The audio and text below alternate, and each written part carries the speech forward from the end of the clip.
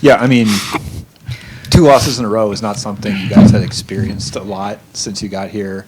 Obviously, you're in a pretty tough stretch of the schedule. What's it mean, like, not just because it's Virginia Tech, and I'm sure everybody on campus is talking about it being Virginia Tech, like, what's it mean to come back and get a victory, like, in the middle of this stretch where you know you've got, like, a lot of tough games here for all 3 of you? Yeah, I mean, it means a lot, and I think it shows what we've built from the past couple games, the past couple practices. Obviously, you never want to lose, but we learned a lot about ourselves in those 2 losses, and I think that definitely helped prepare us for this game today. And, you know, building off that a little bit, like playing such an offensive juggernaut like Texas, and you come back and Virginia Tech had been putting up points on teams, and I think it was like easily their lowest scoring first half of the season. Just what were you able to kind of build off defensively when you play a team like that and then come back and play another, you know, good team that can score a lot of points? Well, I think defense is one of our identities, and we knew that Virginia Tech hadn't faced such an aggressive defensive team like we are. So we wanted to take, like, all the physicality and toughness that we faced at Texas, like, we were carrying that over into this game. So we were going to be the ones who were aggressing. The aggressors? Yeah. Virginia Tech. Oh. Yeah. Sorry. Oh, yeah, Texas. Who'd you play? Ashanti, a big first half for you. I was checking your career highs on rebounds at the first media timeout. You ended up tying again. Was there anything in the game plan today that, with maybe Peyton drawing a lot of attention and opening up the floor more for you this afternoon? It seemed like that in the first half. They were like so focused on P when she got down in the low post. So like it opened up a lot for me. Even though I'm not taking the shot, I can drive.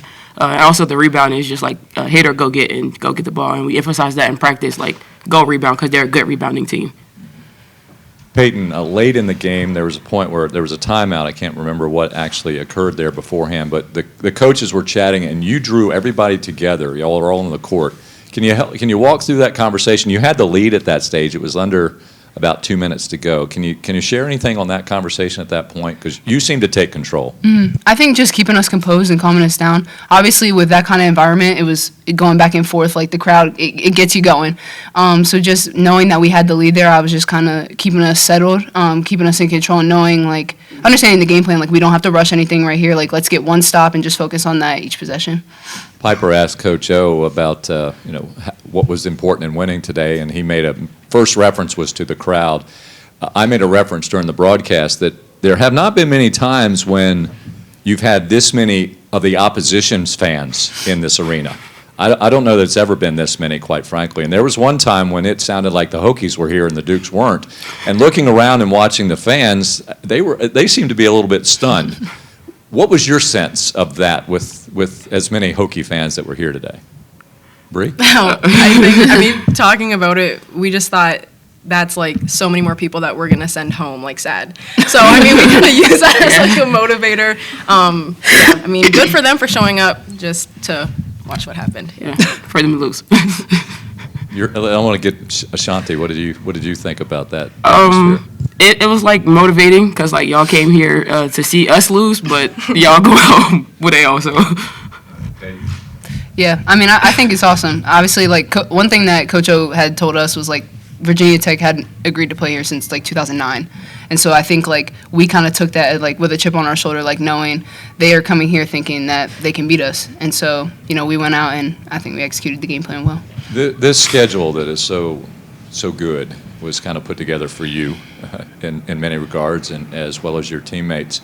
And you're a game above 500. What have you learned about the team? What has gelled out of the first 7 games? How is the identity kind of coming together? Yeah, I think we're really learning to lean on each other. In tough situations especially. We've been challenged in a lot of different ways. I think in a lot of aspects we've just been able to lean on each other more, and that's even in practice too. Like coming off of tough losses, we've had some tough practices, but just even, I don't even want to say getting to know each other, but on and off, obviously off the court, but like on the court spots, sharing the ball is like a big emphasis for us. So I think we learned a lot about that. Building off Kurt's question a little bit about the crowd, but, you know, having that where it was kind of a back and forth between, like, not just the score, but also, like, whose fans were into it at different times. Like, Did it feel a little bit like a tournament game to you guys at times out there? And if so, like how much does that kind of help you going down the road? Yeah, I mean, I think so in a sense. I think it was awesome. It was a great environment, even though, I mean, obviously their fans were going, but our fans were just as loud and I think louder. So I think that really helped us, especially on the swings where we're going up one and it's like we're hyping each other up, but like they're hyping us up just as much.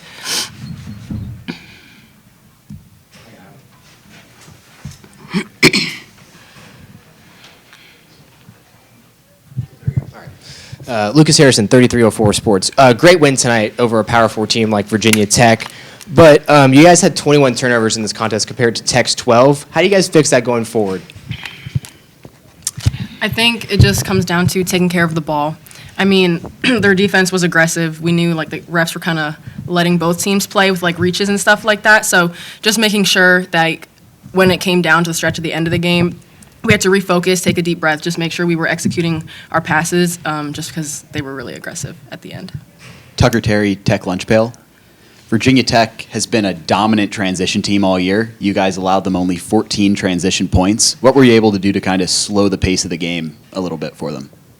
I would just say we emphasize that in practice. Just sprint back. Like, if you're tired, give him a fist. Like, he'll take you out and give you a breather, but, like, sprint back under no circumstance.